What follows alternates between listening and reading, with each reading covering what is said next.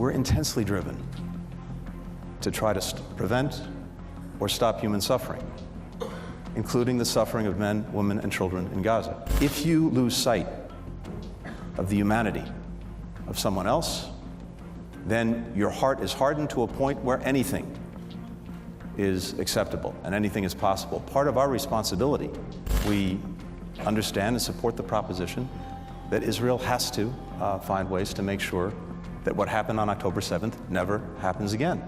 I think as people in positions for a brief period of time of responsibility, but also, and maybe foremost, as human beings, as mothers, fathers, children, brothers and sisters, we're intensely driven to try to prevent or stop human suffering, including the suffering of men, women, and children in Gaza. The question is how to do it most effectively and how to take account of the incredible complexity that Annalena just outlined so well. But there's another element to this that we have a responsibility to do something about. The greatest poison in our common well is dehumanization.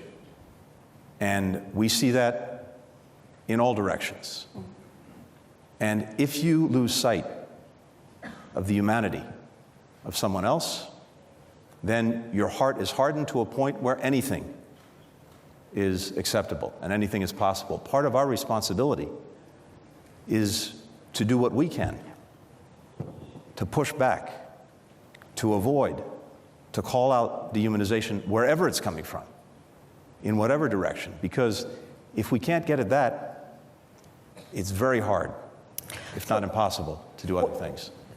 One of the criticisms that I think, I'm sure you hear a lot is U.S. policy has, of course, shifted in the last couple of months, but yet you want the fighting to stop, but there is no sign whatsoever that you're not willing to send weapons to Israel, for example. So that also confuses people.